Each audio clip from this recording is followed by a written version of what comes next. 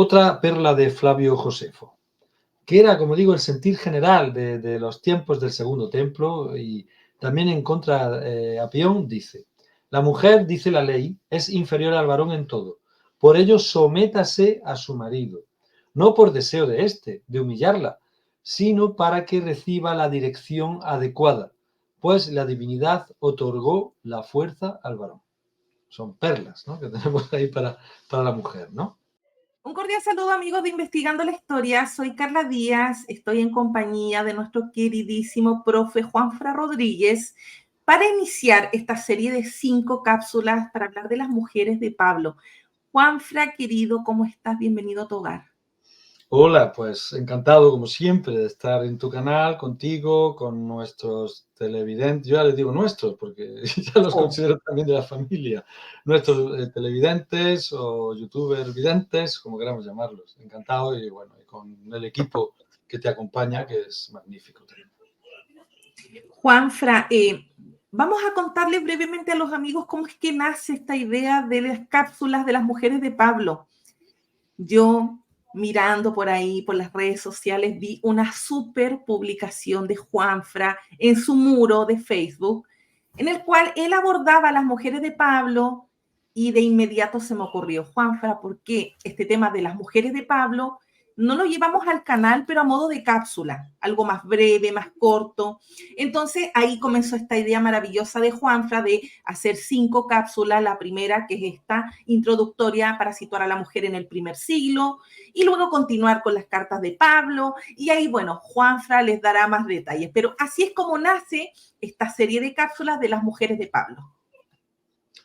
Sí, realmente, bueno, en las sesiones que estamos dando sobre las cartas paulinas, sobre el Corpus Paulino, pues siempre tocamos brevemente, pero tocamos aspectos de las mujeres, porque creo que es un tema que interesa actualmente, y que ha estado también muy tergiversado por la visión misógina que ha tenido, o incluso que sigue teniendo, Pablo de Tarso.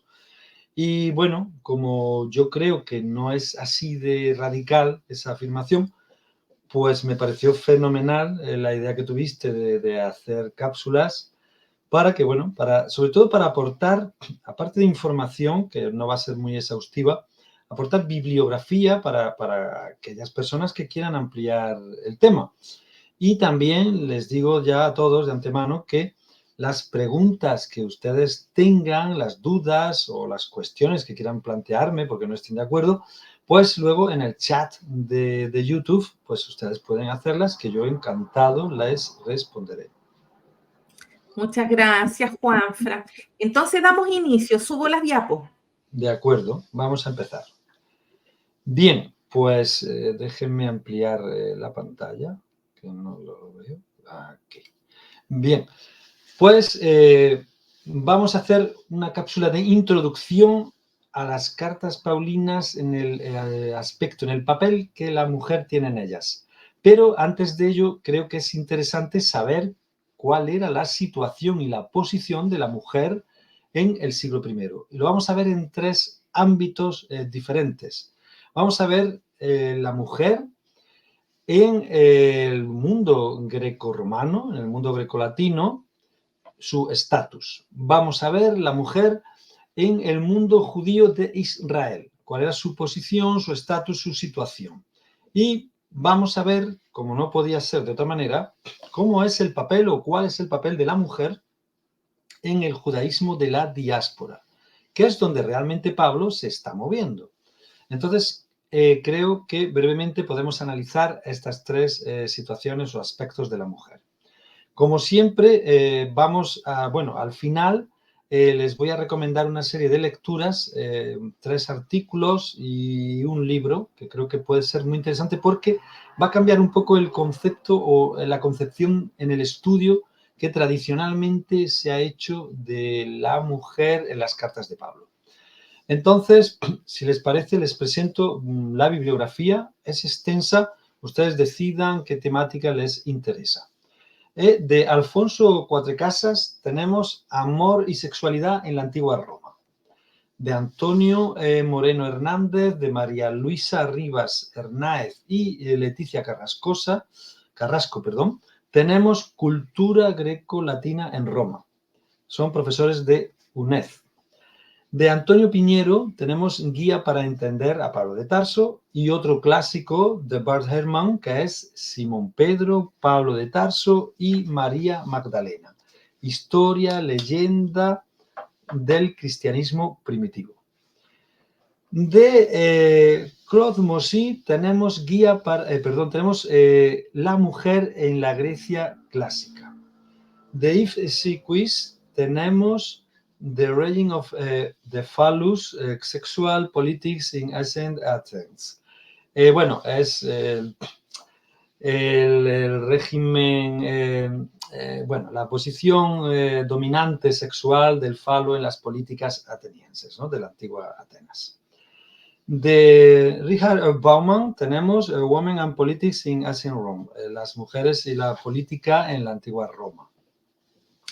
De Sarah V. Pomeroy tenemos diosas, rameras, esposas y esclavas, mujeres en la antigüedad clásica.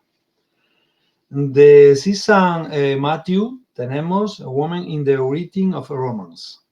En fin, seguimos con las mujeres, el mundo romano, mundo grecolatino. De Wikipedia, fíjense que Wikipedia a veces tiene cosas que se pueden extraer interesantes. Un resumen de las mujeres en la antigua Roma. Un resumen. Es para aquellos que tengan mucha prisa y quieran tener una visión global y general. Ese artículo no está mal. No está mal. Y luego de Walter Scheidi, un autor alemán, tenemos las mujeres más silenciosas de Grecia y Roma. Y ven que tiene un asterisco porque de este autor vamos a hacer una breve reseña al final de su libro, porque creo que toca un tema interesante que no se ha abordado demasiado en el estudio de la antigüedad, en el estudio del papel de la mujer en el mundo antiguo. Entonces, esta sería un poco la bibliografía. Ya ven que es muy extensa, elijan la temática que ustedes deseen y hay muchos libros en español, fáciles asequibles, ¿no? de hacerse con ellos. Bien, pues comenzamos con una introducción. Una introducción para situarnos, para situar a Pablo, para situar el cristianismo primitivo, para situarlo en el contexto del siglo I. Fíjense que la Iglesia en los primeros tiempos del cristianismo era una entidad pequeñita, era casi como una familia, una vivienda donde se reunían los primeros seguidores de Jesús, o consideraban a Jesús como el Mesías. Y la mujer ahí, fíjense, ahí sí podía desempeñar un gobierno muy similar al que desempeñaba en el hogar, que realmente era, a pesar de ser una sociedad patriarcal, la mujer en el hogar disponía bastante, organizaba, ordenaba, etc. Ese modelo que hay en el hogar familiar y está consentido, como digo, por el patriarcado, es el que se extrapola a las primeras comunidades cristianas, por el mero hecho de que se suelen juntar, como digo, en viviendas particulares. Y ahí la mujer incluso puede evangelizar, está al mismo nivel que el hombre en cuanto a las políticas de tipo teológico, políticas información, lectura, interpretaciones, etcétera, etcétera. Bien, el problema surge cuando estos primeros cristianismos empiezan a tener un volumen de personas importante, empiezan a dejar de ser perseguidos en algunas ciudades y entonces pasan al ámbito público. Y como veremos más adelante, en el ámbito público la mujer no tiene absolutamente ni voz, ni voto, ni casi presencia. Y entonces ahí es donde la mujer va perdiendo su estatus evangelizador, su estatus organizador en las viviendas, en las casas particulares. Pero esto no lo podemos entender como un ataque a la mujer, como dice ahí, no es una contrarrevolución, porque no hubo una revolución previa de la mujer para situarse así, simplemente era la costumbre que existía, que la mujer organizara y seguía organizando. Entonces no hay una contrarrevolución, no hay un ataque frontal premeditado hacia la mujer, simplemente se respeta lo que la tradición ha puesto de manifiesto, que es que la mujer en el ámbito público, y esto lo vamos a decir durante toda esta cápsula, la mujer en el ámbito público tiene muy poca representatividad y muy poca actividad. Bien. Otro detalle importante que creo que hay que tener en cuenta en esta introducción es que los grupos paulinos, las mujeres, colaboran como ayudantes de Pablo, igual que los hombres, difundiendo su evangelio. Pero hay un pequeño detalle. Fíjense que las mujeres no son itinerantes, como ocurre con los hombres, ¿no? Como ocurre con los discípulos, con los amigos de Pablo. Fíjense que Pablo pues es itinerante, va de una comunidad a otra, predicando, evangelizando, resolviendo conflictos, problemas, y se acompaña pues de Bernabé, de Juan Marcos, de Timoteo, de Tito, de Silas, de Silvano, etc. Sin embargo, las mujeres están estáticas, aparecen en las cartas paulinas, como veremos, pero permanecen estáticas en sus comunidades. No hay ninguna itinerante. Eso es un detalle que debemos de tener en cuenta. A pesar de que la mujer tiene relevancia en las cartas paulinas y en el cristianismo primitivo, como he dicho antes, pero fíjense que Pablo nunca hizo una proclama social en favor de la mujer. Jesús tampoco la hizo. Simplemente pues las respeta y bueno, pues son evangelizadoras como él, son discípulas, etc. Pero Pablo nunca hizo un manifiesto en el que dijera hay que igualar a la mujer, al hombre, etcétera, etcétera. No, son cosas que se dan por sí mismas porque existen por tradición. Entonces, Pablo, esto lo hemos repetido muchas veces hablando de las cartas paulinas, Pablo espera la inminente llegada del reino de Dios, la parusía, la segunda venida de Jesús. Entonces, no se complica con una teología profunda, no se preocupa de hacer reivindicaciones, no. Él espera que cuando venga Jesús sea quien se encargue de todo eso, si es que hay que hacer algún cambio, y entonces él no modifica nada.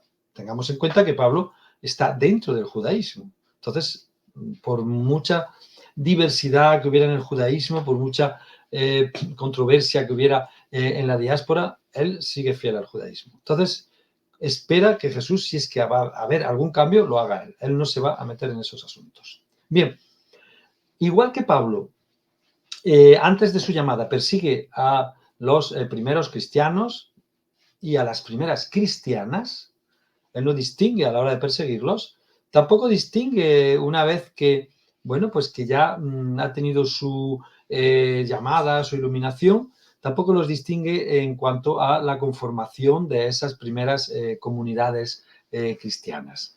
Y entonces, bueno, pues hay una relativa, anacrónicamente llamando igualdad entre hombre y mujer en esas comunidades, como he dicho al principio. Bien, ¿qué fuentes tenemos para avalar toda la información que podamos sacar del concepto que Pablo tiene de la mujer?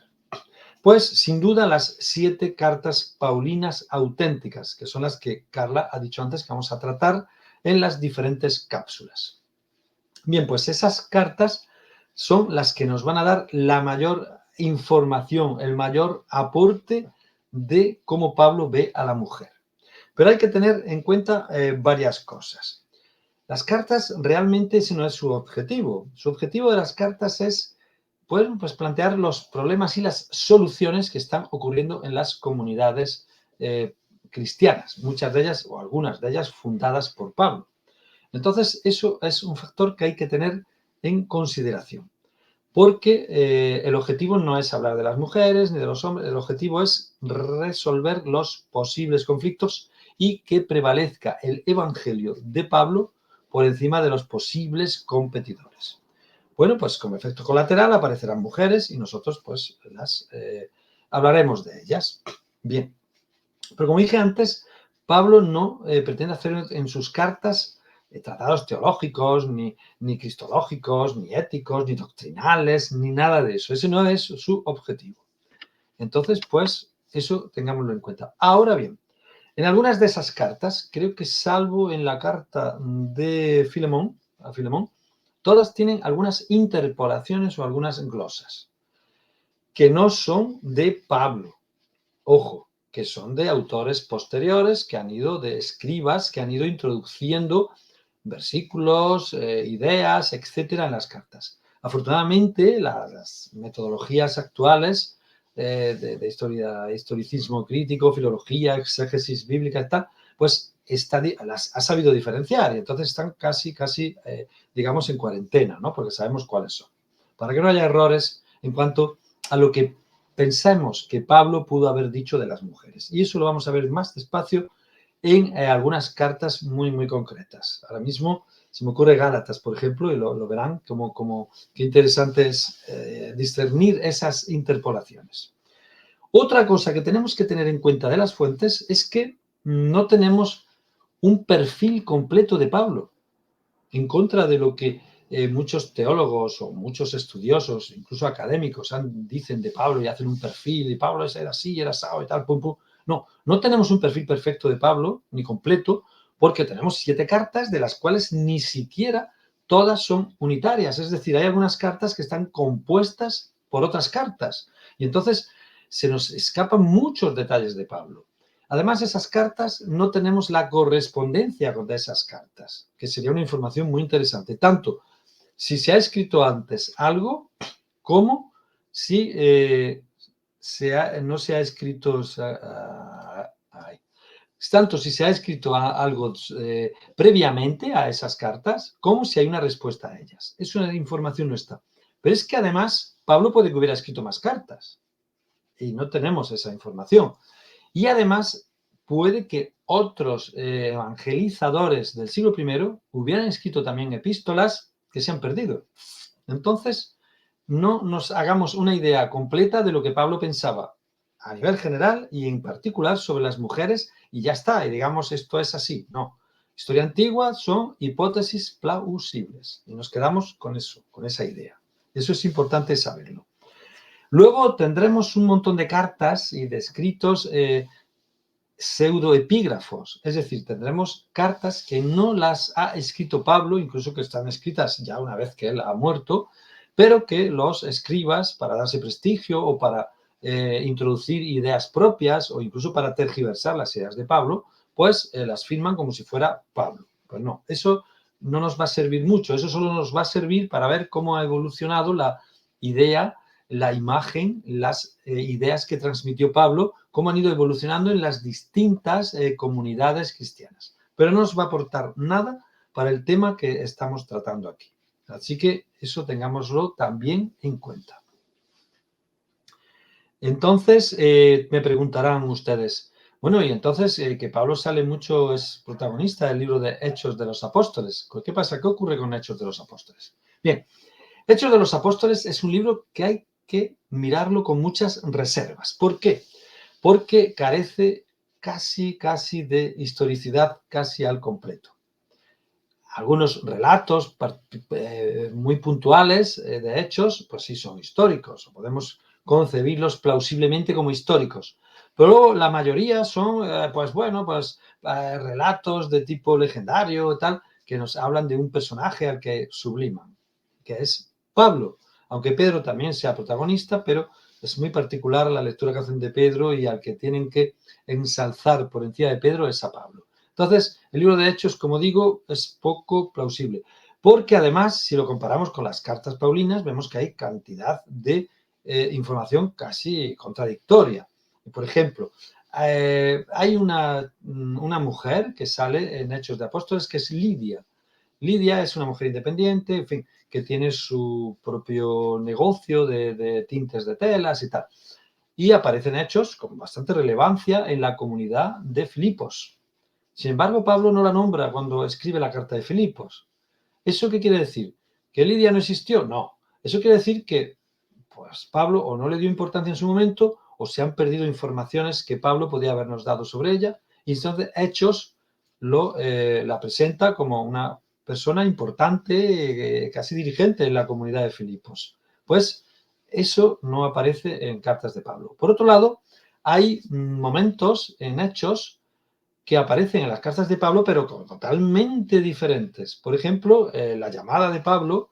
Pablo es muy discreto en sus cartas, cuando en 1 Corintios, 2 Corintios y Gálatas, es muy discreto cuando habla de esta llamada. Sin embargo, en Hechos de los Apóstoles se presenta como una gran aventura, como un gran acontecimiento teológico.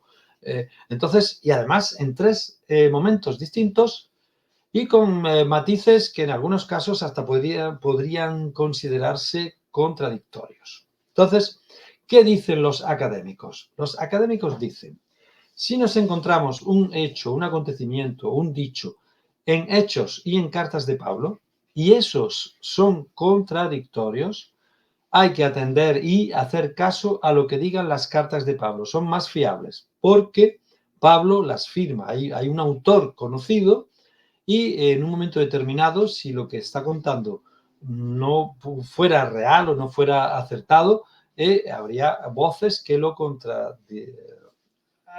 dirían que Pablo está mintiendo, ¿no? Y sin embargo, Hechos, que se escribe muy tardíamente, las nuevas hipótesis hablan de hasta el año 150, o sea, imagínense, vamos a dejar una franja de 130, 150, pues ahí ya se magnifica el personaje, se adorna, etcétera, etcétera. Entonces, académicos dicen que ante la duda, Pablo de Tarso. ¿Que coinciden? Pues perfecto, plausible, y ya está. Entonces, eso es lo que con respecto a Hechos hay que decir.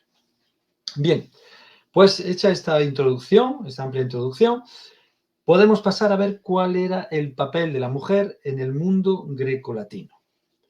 En el mundo en general, griego y romano. Bien, fíjense cómo entro, cómo introduzco. Las mujeres pertenecientes a la aristocracia, a la clase alta romana, y económicamente independientes o pudientes, tenían acceso a la cultura y podían participar en actividades propias de la vida social y comercial.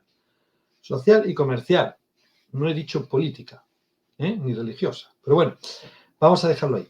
Pero esa no era la mayoría, ni la auténtica realidad. Eso eran unas privilegiadas, pues como ocurre en las sociedades ahora, parece ser que ya no hay tanta diversidad de clases, pero en aquella época del siglo I era muy poco el porcentaje. No llegarían al 1%, fíjense, imagínense.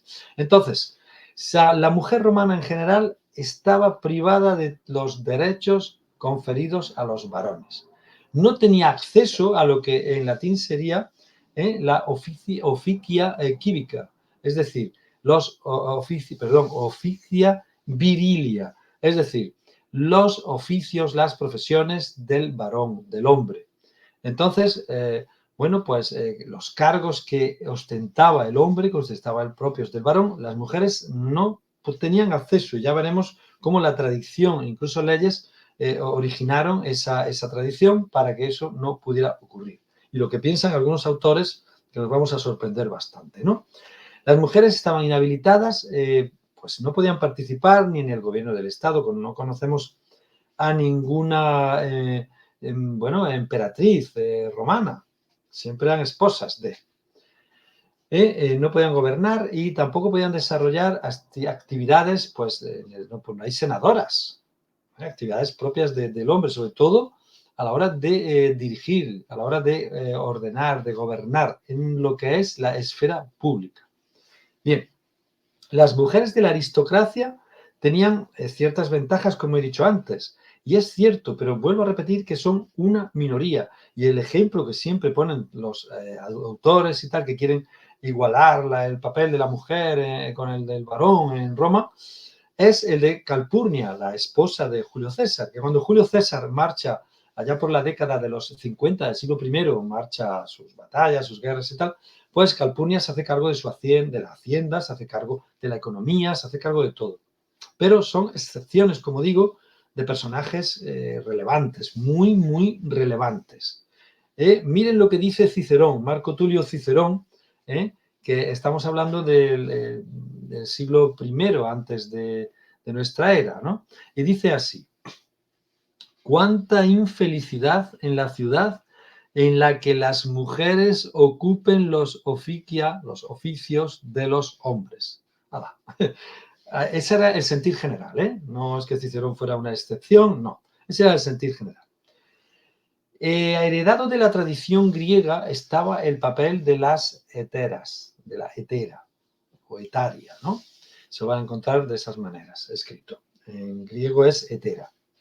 Entonces, el papel de la hetera era un papel muy singular. Fíjense, era una clase distinguida de mujeres libres, que sobre todo provienen de la antigua Grecia. Y ahora veremos ejemplos de mujeres que en la antigua Grecia ejercieron esta profesión tan delicada, como ahora verán, y que fueron famosas.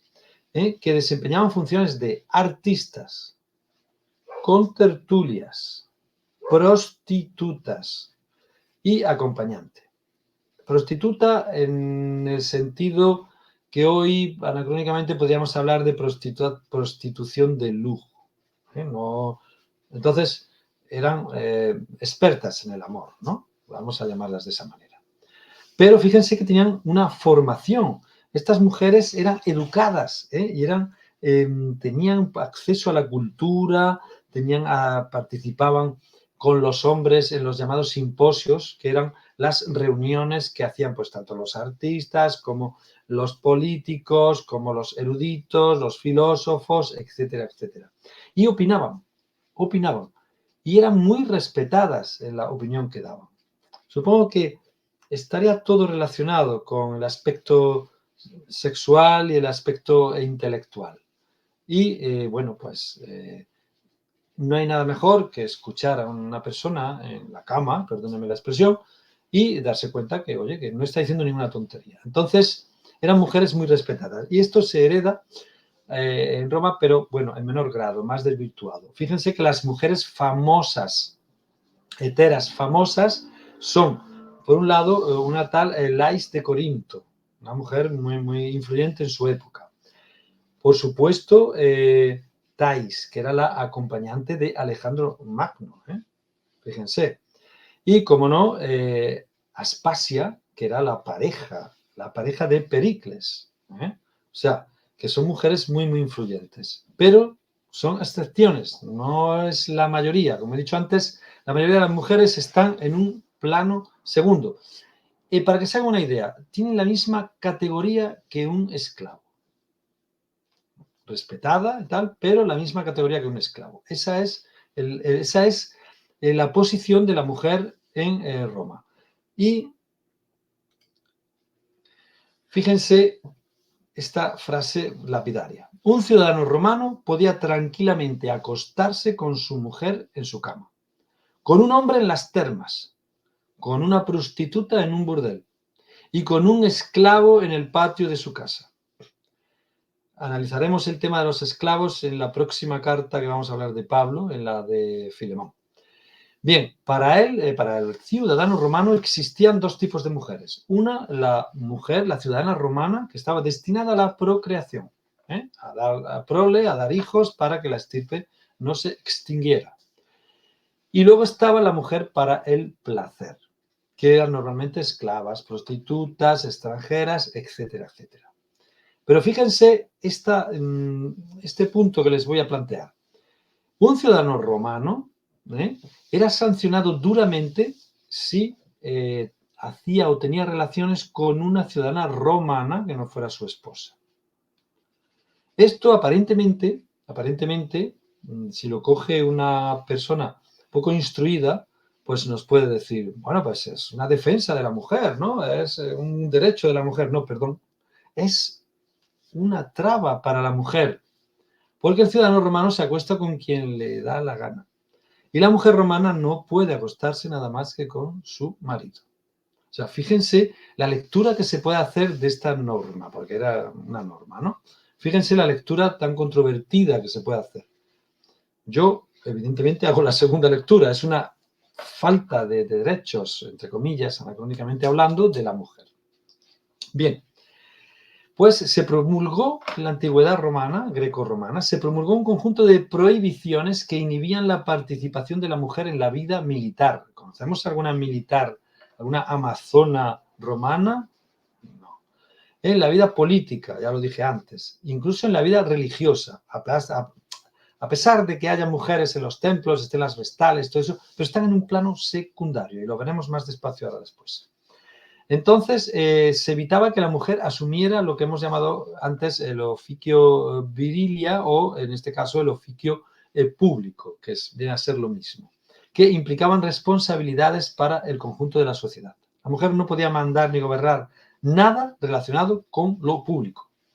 Fíjense lo que dice Julius Paulus, un autor ya del siglo II y III de nuestra era, en su obra Prudentissimus, y dice así: a algunos les es vetado por la ley ser jueces, a otros por la naturaleza y a otros por las costumbres. Por la naturaleza al sordomudo, también al enfermo mental incurable y al impúber, ya que carecen de juicio.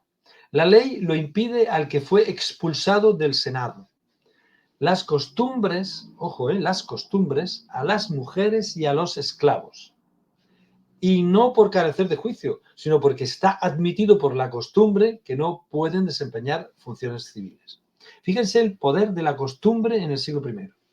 Mucho más, a lo mejor, que cualquier otra normativa que pudiera surgir. Y se respetaba, ¿eh? No conocemos, como he dicho, a ninguna mujer en esos ámbitos de poder.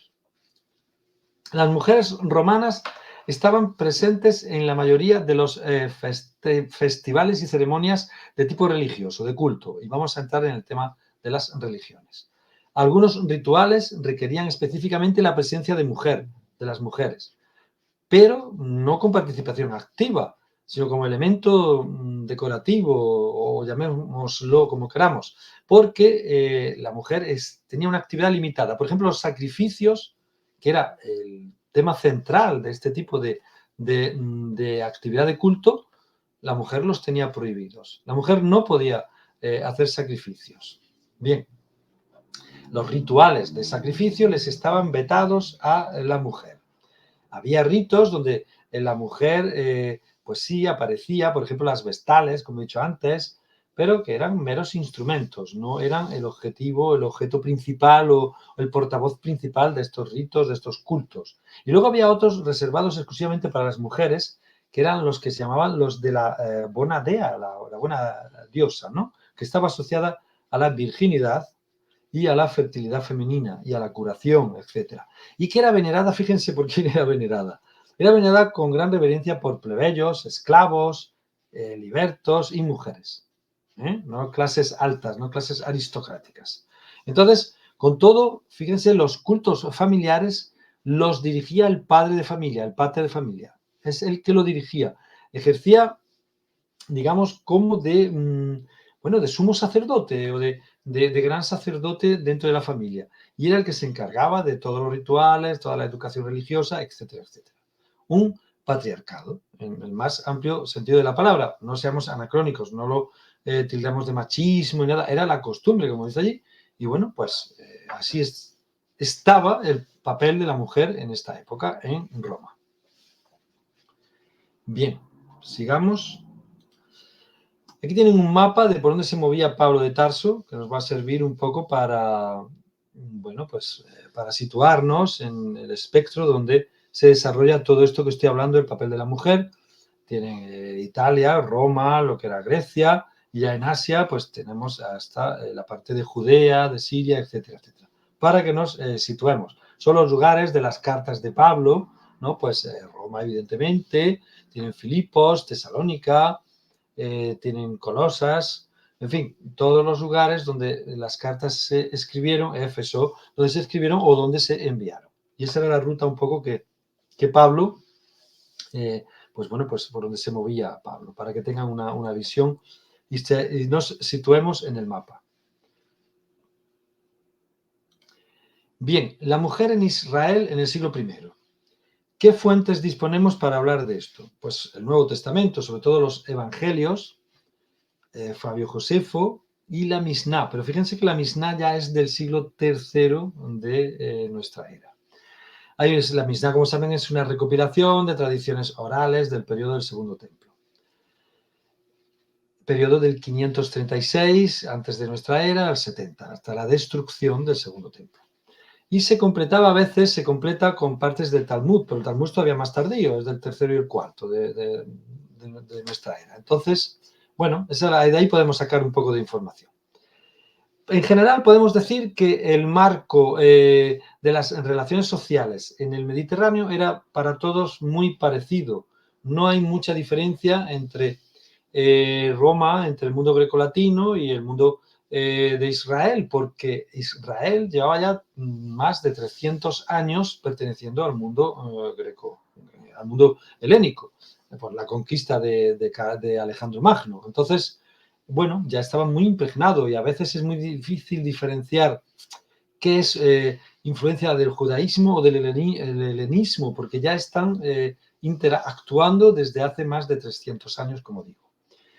Es importante tener en cuenta que la noción de estatus o de clase era algo natural, era algo tomado como natural, como la costumbre, como he dicho antes, por la tradición, y generado por la propia naturaleza, que es inmutable. Fíjense lo que decía Flavio Josefo en el segundo libro Contra Pión. Dice así: la norma de la divinidad dicta que cada uno debe comportarse según su estatus o clase, el varón como varón y la mujer como tal. La mujer es inferior, peor, decimos, al varón en todo. O sea, esto lo dice Flavio Josefo, ¿no? Y es lo que digo, es judío, pero está influido por el helenismo. Entonces, es difícil saber quién influye más o quién influye menos en estas aseveraciones de autores tan importantes para nosotros como Flavio Josefo. La vida pública se sigue reservando en Israel también al varón, igual que hemos hablado de Roma, ¿no? La mujer queda relegada a la vida familiar y pasa de ser mantenida por el padre a ser mantenida por el esposo. Hay excepciones. La mujer no heredaba en principio, pero hay excepciones. Hay excepciones. Ahora más adelante veremos alguna de ellas. Así recuerden, por ejemplo, a María Magdalena, ¿no? Así a bote pronto. Ahora hablaremos un poco de ello. La mujer es prácticamente invisible en la vida pública. Carece de derecho a la educación, tanto secular como religiosa. Es inferior en su asistencia al templo, es inferior su testimonio como testigo judicial, etcétera, etcétera. Leerán por ahí que la mujer asistía a la sinagoga y al templo, igual que el hombre, con los mismos derechos, lo que pasa es que había un espacio para la mujer, pero no solía pasar de ese espacio. No sabemos si estaba permitido o no, probablemente pudieran pasar, sobre todo cuando hacían algún tipo de ofrenda, pasaban y tal, pero lo normal es que se quedaran en el espacio de las mujeres y el hombre ya pasara a otras estancias internas, tanto en el templo como en la sinagoga. Bien. El honor y el deshonor, la vergüenza. Fíjense esta paradoja. Si se tiene honor, si uno se comporta como se espera de él y de su estatus y según las normas del grupo social al que pertenece. El deshonor y la vergüenza cuando alguien no se comporta según lo que la sociedad espera de él o de ella, según su sexo y estatus social. El varón debe actuar positivamente para conseguir el honor y retenerlo. Sin embargo, la mujer debe salvaguardar su honor, es decir, el honor que le ha concedido la sociedad, el honor que le ha concedido la familia, el padre, el esposo, etc. Fíjense que el varón sí puede actuar, puede intervenir, puede mejorar su honor. La mujer tiene que conservar lo que se le ha dado. Ella no ha conseguido nada, ni puede conseguir nada más allá de lo que se le deja, de lo que se le da. Fíjense qué paradoja también, qué diferencia, ¿no?, entre el estatus de la mujer y del hombre, del varón. Otra perla de Flavio Josefo, que era, como digo, el sentir general de los tiempos del Segundo Templo, y también en contra a Pión, dice: la mujer, dice la ley, es inferior al varón en todo, por ello sométase a su marido, no por deseo de éste, de humillarla, sino para que reciba la dirección adecuada, pues la divinidad otorgó la fuerza al varón. Son perlas, ¿no?, que tenemos ahí para la mujer, ¿no? Sin embargo, lo que es la Biblia hebrea, lo que es las leyes de lo que nosotros llamamos Antiguo Testamento, bueno, pues no estaban por perjudicar a la mujer, simplemente por mantener su estatus diferente, inferior, entre comillas, al del hombre, porque la mujer era tratada como si fuera un niño.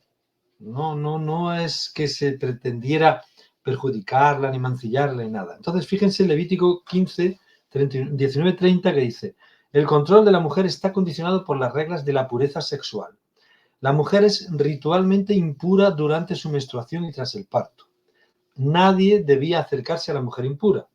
Las personas y los objetos que tocaba quedaban contaminados. Quizá por esto no se le permitía el sacerdocio, no se le permitía acercarse a lugares del templo mucho más destinados al varón, ¿no?, al culto, al acceso a las áreas más sagradas del templo.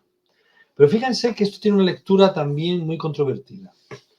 Yo he leído por ahí también, y he oído, que esto se hacía para preservar a la mujer, para que no fuera avasallada o no fuera atentada contra ella en épocas de menstruación, en épocas de posparto, bueno, en épocas de lactancia, de donde ya después de haber dado a luz y todo esto. Pero fíjense que no deja de ser una pérdida, no, una falta de derechos de la mujer. Porque todos sabemos que en esa época la mujer no es fértil y es un buen método anticonceptivo. Pero se le priva a la mujer del placer, no al hombre, a la mujer, porque el hombre, si no está con su mujer, pues va a estar con una concubina o va a estar con una sierva o va a estar con quien sea. Entonces, es a la mujer a la que se le priva, no al hombre. No hagamos lecturas anacrónicas, por lo menos yo creo que sería una lectura anacrónica pensar que se pretende preservar a la mujer. No. Es que la mujer, como no va a procrear, pues ¿para qué tener relaciones? No malgastemos lo que el hombre pueda tener para procrear. Esa es la lectura que creo yo que es, bueno, más cercana a lo que pudiera ser plausiblemente el objetivo, el objeto de estos versículos. Bien, pues continuemos. A ver si atino. Aquí. Solo el marido podía tomar la iniciativa de repudio o divorcio. Fíjense, la mujer no podía iniciar ningún acto que acabara en separación. Esto es un tema también controvertido, porque sabemos que Jesús no está a favor del divorcio, salvo en un caso muy concreto. Entonces, hay algunos maestros que son contrarios al divorcio, sobre todo si se trataba de la primera mujer. Los esenios tampoco estaban muy a favor del divorcio, probablemente basados en Génesis 1:27. Entonces, bueno, el divorcio era un tema que no gustaba, y que solo podía tener la iniciativa del hombre. Pero fíjense que hay una controversia muchas veces porque algunos maestros, no los llamamos todavía rabinos, porque aún no eran rabinos hasta la caída del templo, pero algunos maestros de la ley decían que la mujer, el hombre podía divorciarse, pedir el divorcio si la comida de la mujer no estaba a su gusto o si la ropa no estaba bien limpia. O sea claro, ahí Jesús sí intervino y dijo, hombre, esto no puede ser, ¿no? Pero bueno, eso es otro tema que queda ahí, pero sí sepamos que el repudio y el divorcio estaba en manos del varón. ¿Se permitía la poligamia? Por supuesto. Cuando ustedes escuchen, no, es que el judaísmo del primer siglo o del segundo templo incluso, no era polígamo, no, sí. La poligamia estaba permitida. Lo que ocurre que es que mantener a 2, 3, 4 esposas era muy difícil económicamente y más en los tiempos del primer siglo, donde había bastante penuria y bastantes impuestos que pagar a Roma. Pero estaba permitida la poligamia. ¿Quién era polígamo?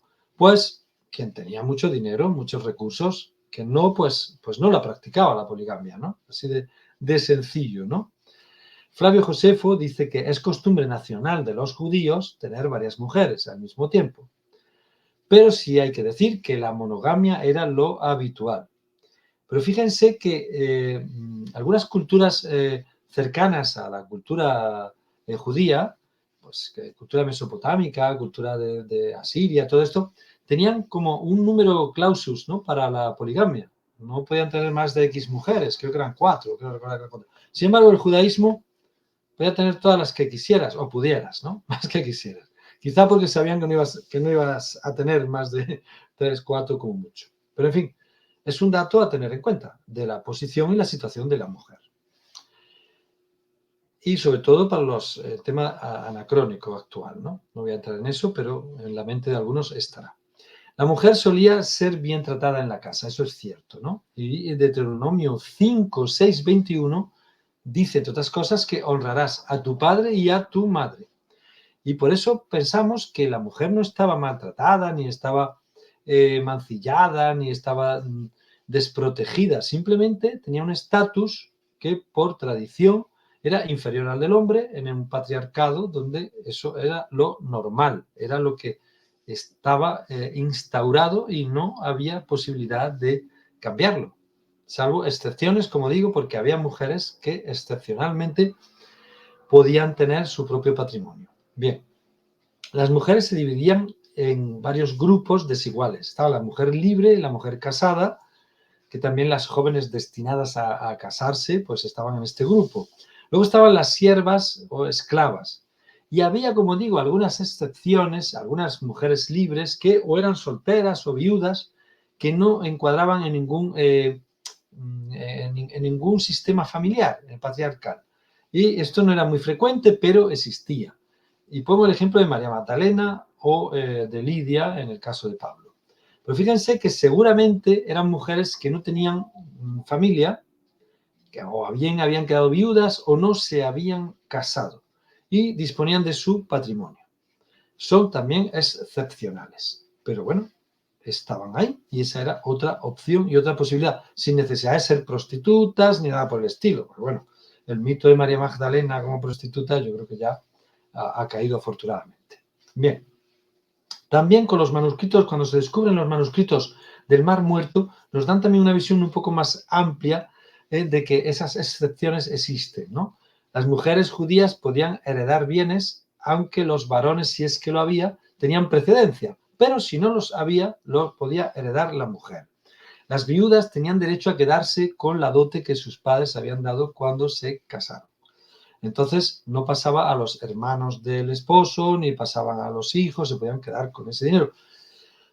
Las hijas de la viuda, si no estaban casadas, también tenían derecho a disfrutar de ese patrimonio, ¿no? De esa manutención. En fin, había excepciones que, gracias a los manuscritos de Qumran, pues se han podido, considerar, ¿no? Y tener en cuenta y, bueno, pues valorar y ver que no era todo tan rígido como a priori pudiéramos pensar. Bien, pasemos a la siguiente. La mujer cristiana en la diáspora. Este sería el último aspecto que les dije que íbamos a ver. En la diáspora, saben que los prosélitos frecuentaban las sinagogas, ¿no? Se juntaban en el atrio de las sinagogas, no llegaban a entrar dentro, llegaban en el umbral y tal, y bueno, ellos contribuían generosamente con sus dineros al mantenimiento, el sostenimiento de la sinagoga. Eran simpatizantes del judaísmo, pero que no terminaban de convencerse pues, de temas tan importantes como la circuncisión. Yo creo que era el fundamental. Porque, bueno, sabemos que en los baños públicos llegar circuncidado sin ser judío y tal, pues podía ser un poco el hazme reír o tener rechazo por parte de tus compatriotas. Entonces, ellos estaban ahí, simpatizaban porque les gustaba la forma monoteísta del judaísmo, les gustaba la forma, digamos, seria de no tener tantas disloques como tenían muchas de las dioses o de los creyentes o de los seguidores de los dioses grecorromanos, y entonces pues gustaban desde el judaísmo, pero no se atrevían, ¿vale? Estos eran llamados temerosos de Dios y eran sobre todo numerosos en la parte de Oriente y en Egipto. Y en Roma, fíjense, claro, también por el poder adquisitivo, en Roma había gente de clases superiores que estaban en este sector de la población, ¿no? Pero sobre todo había mujeres, por eso toco este tema, porque la mayoría eran mujeres. Y fíjense cómo se va transmitiendo, ahora lo veremos, este cristianismo incipiente o primitivo, cómo se va transmitiendo gracias a las mujeres. Pablo y sus discípulos predican a estos prosélitos, que aún no son judíos, no son judío-cristianos, y no todos eran de clases bajas, como dice ahí, ¿no? No todos eran humiliores, que son los personas, pues, esclavos de clases más ínfimas. También había, como digo, mujeres y hombres de clases superiores, pero sobre todo mujeres. Hasta la época de los antoninos, los emperadores romanos que gobiernan entre el 138 y 192, aunque ya tienen antecedentes en Trajano y todo eso vienen por esa línea, pero bueno, hasta ahí los honestiores, es decir, la gente honesta, ¿no? Pero entendido como los más honrados, los senadores, la gente de los magnates, la gente de estatus, terratenientes, etcétera, de estatus superior, aún no entran a formar parte de este grupo, pero poco a poco empiezan a entrar. ¿Por qué empiezan a formar parte? Fíjense el método de transmisión. Los primeros prosélitos que se hacen judeocristianos son esclavos, destajistas, es decir, los que trabajan a destajo, ¿no? Y, bueno, que son una minoría que van entrando, son, como digo, una ínfima minoría que van entrando, ¿no? En las iglesias primitivas. Pero a partir de ahí, fíjense cómo se transmite. Los esclavos, sobre todo las esclavas, se lo transmiten a sus dueñas, a las mujeres. Y las mujeres se lo transmiten a sus esposos. Y ya estamos hablando de clases económicas y sociales medias altas. Y estas mujeres, como digo, se lo transmiten a sus maridos y sus maridos abren el abanico para poderlo transmitir a lo que son el aspecto dominante, ¿no? Lo que son los gobernantes de las distintas comunidades, las distintas ciudades donde se desarrollan estas comunidades primeras cristianas, y a los filósofos. Paso a la filosofía. Y de ahí empieza a haber una interacción también entre religión y filosofía, entre religión judeocristiana o cristiana helenística y filosofía. Fíjense el método de transmisión. Funcionaba más el boca a boca que una gran disertación evangelizadora en una ágora, en un lugar público. Funcionaba más en la transmisión oral, del boca a boca, ese convencimiento, el esclavo, la esclava, la dueña al esposo y tal, y así se va transmitiendo hasta que, bueno, ya bien, ven cómo se desarrolla el judeocristianismo y el cristianismo helenístico a nivel de Imperio Romano, hasta el momento, hasta el punto en el que llega a ser la religión oficial, ¿no? Pasar de ser una religión perseguida a ser una religión permitida, a ser una religión oficial. Bien, pues ese es un poco digamos, el navegar de la transmisión y el papel tan importante que tiene la mujer en general, ¿no? Bien, hay un detalle muy importante que ya lo hemos nombrado anteriormente, pero que voy a incidir un poquito más sobre él. El clero en el siglo I y II, pues comprendía también mujeres, estaba a la par que el hombre, aunque la mujer no evangelizara de un sitio a otro, pero en su propia comunidad sí lo hacía. Y era dueña de su casa y era la que algunas veces, si no muchas, dirigía o controlaba o de alguna manera disponía cómo tenía que ser ese acto evangelizador en el que se juntaban los primeros cristianos. Bien, había diaconisas, había evangelizadoras, como digo. La comunidad cristiana era una pequeña sociedad y entonces cualquiera podía desempeñar una función en un momento determinado por necesidad. Cualquiera podía bautizar, podía predicar, podía consagrar la Eucaristía, podía administrar las penitencias, etcétera, etcétera. Y la mujer también, uno más, dentro de estas comunidades. ¿Qué ocurre? Pues que en el momento en que el clero empieza a restringir y a suprimir esta facultad, también es cierto que conforme la religión se hace algo público, la mujer pierde su estatus, como dije antes, y pasa a un segundo plano. Pero fíjense también que no es solo la mujer, no es un ataque a la mujer, esto que estoy yo contando del clero, ¿no? De la institucionalización de la religión. ¿Por qué no es un ataque a la mujer? Porque el hombre que no es clérigo también pierde ese estatus, no solo la mujer. Y entonces, ¿qué ocurre? Pues que si tú antes podías evangelizar, ya no. Pero es que llega hasta el punto, esto es un tema que se podría dilatar, pero lo voy a resumir, llega hasta el punto que los clérigos, llamémoslo así, prohíben la lectura de las escrituras sagradas a cualquiera. Y solo se puede interpretar esta lectura de estos libros sagrados, solo son interpretables por el clero. Entonces, si tú te pones a leer o a interpretar, eres rechazado por la comunidad y quedas excluido de la comunidad, si no algo peor. Entonces, fíjense la institucionalización, tanto al hacerse una actividad pública como al irse, bueno, pues medio legalizando, siendo laxos. Pues piensen que cuando el cristianismo empieza en las primeras comunidades, había tanta confluencia de dioses, de templos, que el judaísmo, que el cristianismo era uno más, hasta que empiezan a ver los conciudadanos de estas comunidades que es exclusivo, que es exclusivista, que no admite que haya otros dioses ni otras religiones. Entonces ahí es cuando empieza a perseguirse un poco el cristianismo. Pero hasta entonces todos conviven, todos confluyen, es uno más y ya se encargan los clérigos de impedir que cualquier miembro de la comunidad pueda, bueno, pues hacer esas funciones que he contado anteriormente. O sea, se juntan los dos factores. Esto es importante. Por un lado, el poder de institucionalizado del clero y por otro, la actividad pública de la religión, de las evangelizaciones, de las reuniones. Y esos son dos aspectos fundamentales.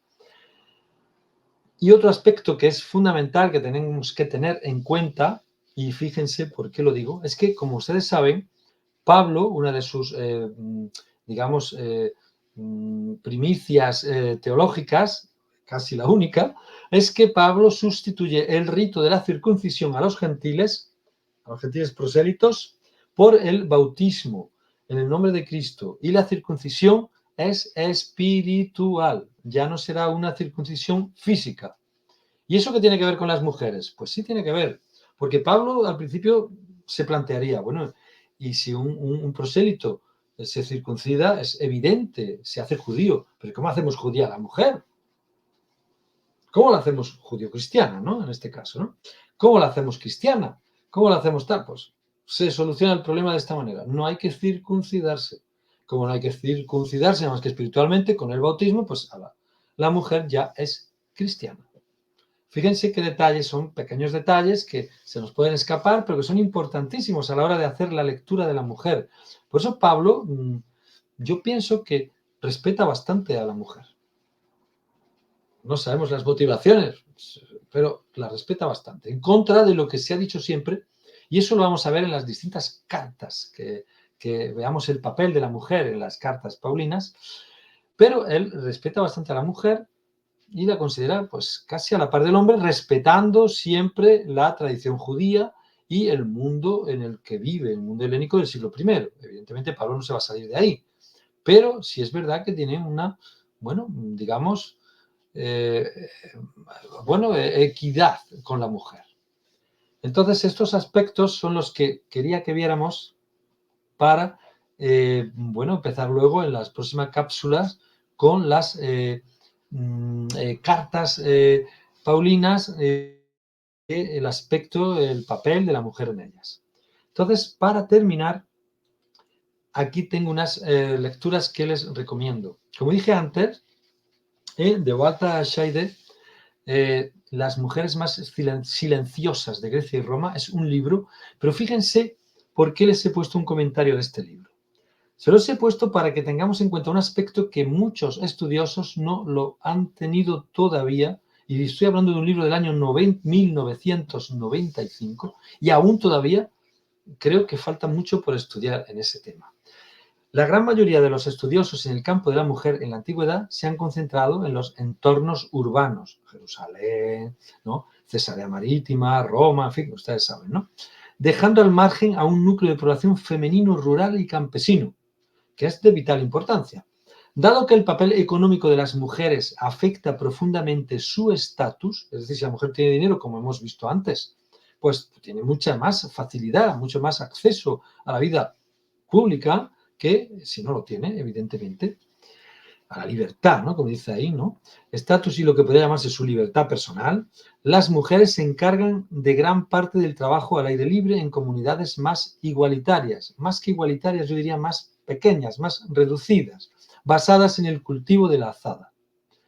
Pero tienden a estar más aisladas en el hogar y en gran medida ocupadas en la esfera doméstica en entornos caracterizados por la agricultura con arado, dominada por los hombres. Evidentemente el arado pesa mucho, el arado es un instrumento que necesita de mucha fuerza física, sobre todo piensen en un arado del siglo I, no piensen en un tractor del siglo XXI, ¿no? Entonces, claro, la mujer con la azada está a la par que el hombre, pero ya con el arado le cuesta. Entonces, se recluye en el hogar. Y entonces, Scheide lo que hace es, pues llamar la atención sobre este tema, y dice, vamos a estudiarlo, ¿no? Entonces, ahí es importante, creo, y se los he puesto porque no sé si ustedes habían caído en esto, pero son curiosidades muy importantes a la hora de estudiar el papel de la mujer en el siglo I.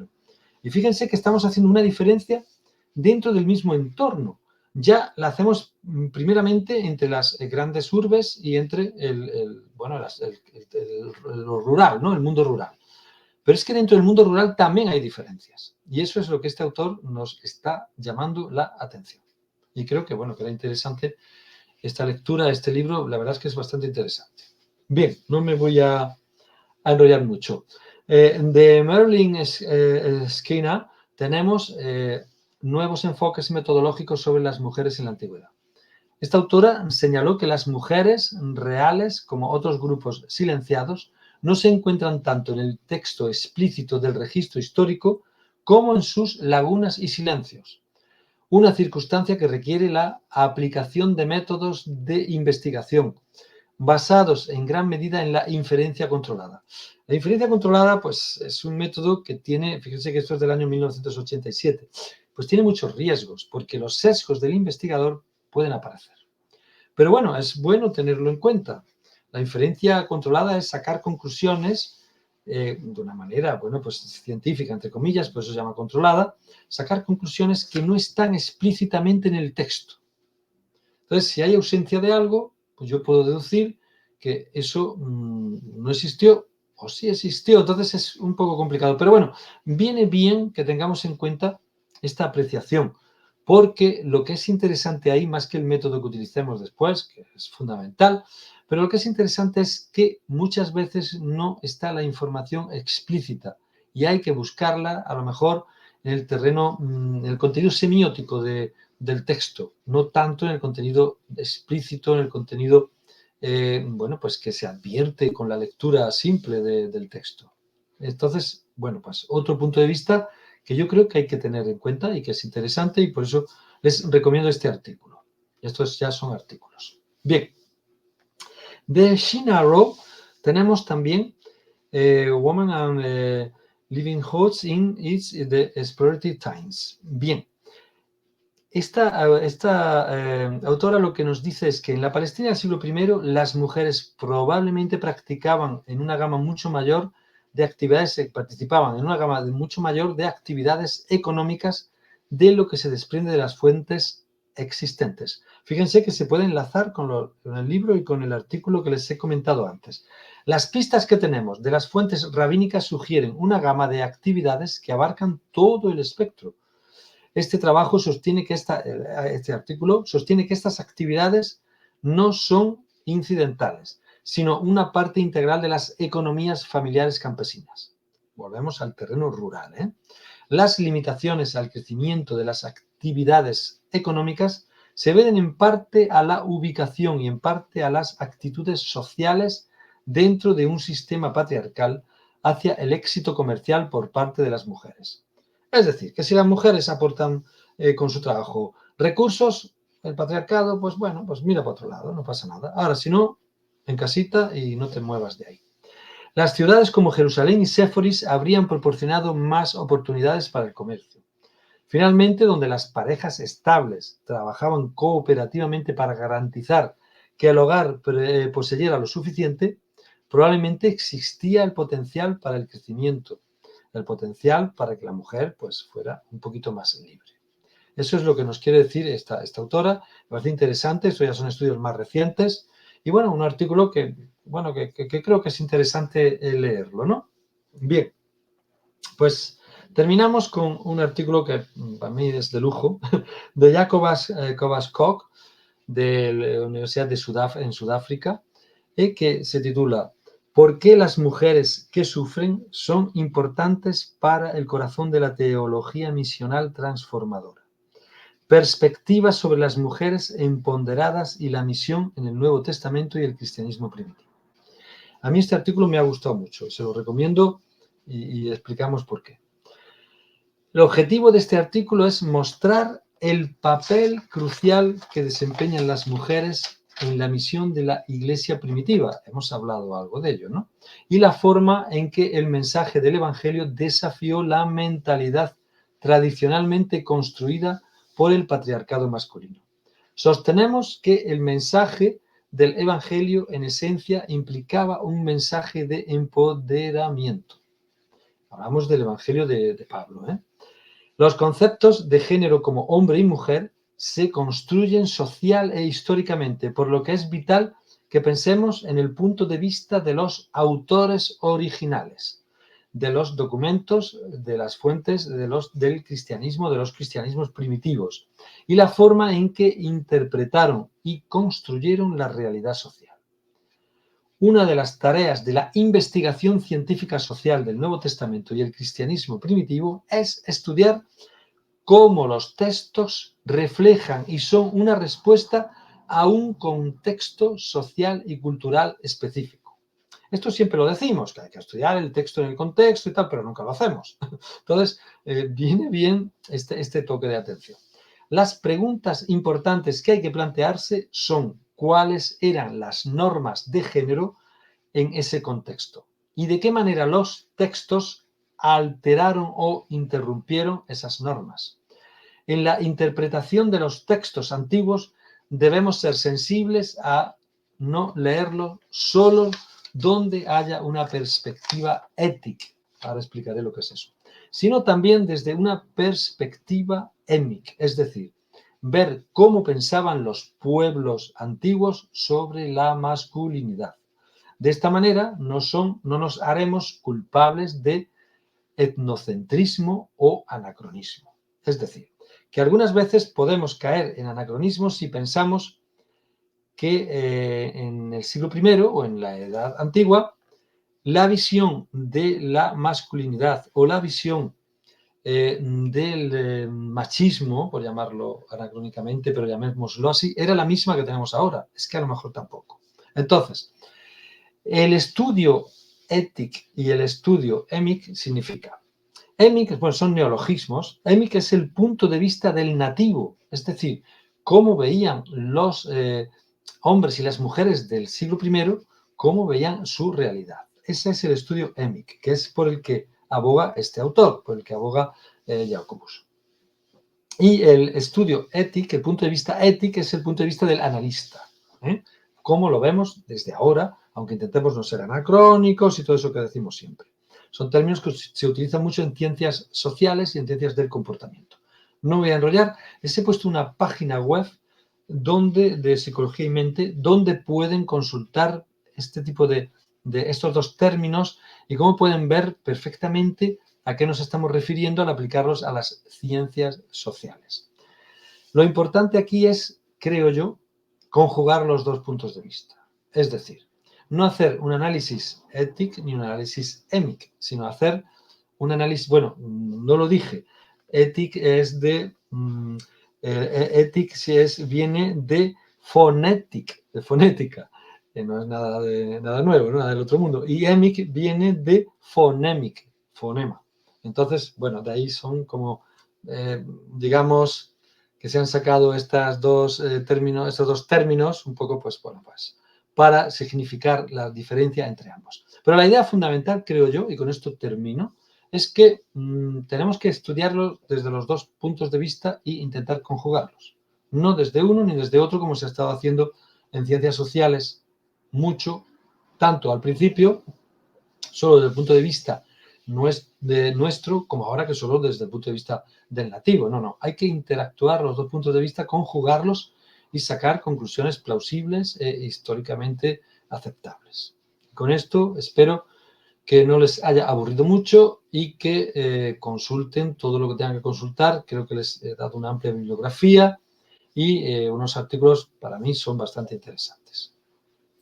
Muchas gracias, Juanfra. Voy a quitar las diapos. Ahí. Buenísima, buenísima exposición. Gracias. Qué introducción tan completa. Mira, sobre la mujer en el primer siglo, yo no lo he estudiado mucho, estoy aprendiendo contigo, pero el semestre pasado me tocó leer un libro, la historia de las mujeres de Duby Perrot. Tuve que hacer un ensayo de un capítulo específico que era Las mujeres de Pandora, de Louise Seidman. Las hijas de Pandora, las hijas de Pandora. Y resulta que en ese capítulo abordaban mucho de lo que tú ibas comentando, ya que tú hablabas que la mujer grecolatina, la mujer incluso en el primer siglo estaba relegada al ámbito de lo privado porque no podía estar en lo público.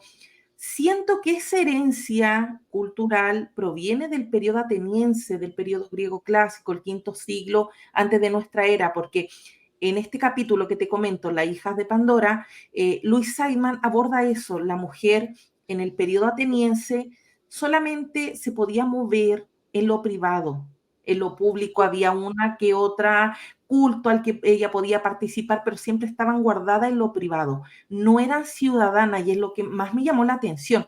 Incluso voy a dejar por acá la etiqueta, grabé con mi profesor de historia antigua una cápsula sobre las mujeres de este periodo ateniense, porque ellas ni siquiera tenían derecho a ser llamadas ciudadanas. La ciudadanía de ellas podía venir a través del padre, el hijo, el esposo. Entonces era la esposa de un ciudadano, la madre de un ciudadano, la hija de un ciudadano. Mucho más hacía sentido de lo que tú me contabas. Luego, cuando hablas de esto del pater familia, hoy en día este modelo de familia para el cristianismo es una herencia de ese periodo romano. Ni siquiera es bíblico, es romano, pater familia. La madre, el padre, los hijos. Y bueno, eso era como lo que se me venía a la mente de lo que ibas comentando. Queda mucho por hacer, es cierto, sí. Sí. Pero tú fíjate que podían haber tomado el modelo de Esparta, donde la mujer tenía otro rol. ¿Eh? Sí, incluso había Sí. guerreras, en Esparta. Entonces, ¿por qué se toma ese rol? Pues no sé, porque conviene, supongo, a las élites, no lo sé. Claro. Podría haber tomado el otro rol, ¿no? También. Y sí, sí es cierto que se hereda, de hecho, yo no sé allí en América, en Latinoamérica, cómo lo lleváis, pero aquí el derecho romano sigue en vigor en España. Uh-huh. Se han cambiado leyes, evidentemente, ya no existen leyes machistas y todo eso, pero lo que es la base del derecho penal, el derecho tal, y yo no soy un experto en este tema, pero se sigue, de hecho, en la carrera hay derecho romano y luego hay muchas leyes que se recurren al derecho romano. Ajá. Es que la impregnación de Roma, no sé si somos conscientes, pero es bestial, es Claro. enorme, enorme, enorme. Nuestra cultura, ¿eh? Nuestra cultura. Y claro, Uh-huh. al fusionarse con la religión, con el cristianismo, pues claro, es doblemente influyente. Claro. Es que primero viene el periodo de romanización y luego sobre ese mismo periodo viene el de cristianización y en algo que era romano. Sí, sí, Y sí. es lo que vamos heredando. Y lo que habla de las espartanas, me llama la atención que justo en este capítulo que te menciono de Louise Seiman, La hija de Pandora, hay una frase que me encantó, que es una fuente ateniense, o sea, es como las mujeres atenienses miraban a las mujeres espartanas, pero dice que las mujeres atenienses eran mujeres sumisas, no tenían voz, no tenían voto, nada, a diferencia de las espartanas que ellas mandaban a sus esposos. Imagínate la diferencia. Supongo que habría un quid pro quo, ¿no? Supongo que no sería tan exagerado, pero sí es verdad que por lo que yo he leído y por lo que hemos aprendido, la mujer espartana tenía un rol y un estatus muy, muy diferente al de la mujer ateniense, muy diferente. Ajá. También es verdad que tenía que guerrear, claro, y que tenía, bueno, es que claro, es que era otro mundo, Esparta era otro mundo, el Estado estaba por encima de la individualidad. Y en Roma, o sea, perdón, y en Atenas, aunque también aparentemente la polis estaba por encima, pero también se respetaba mucho la individualidad masculina, claro.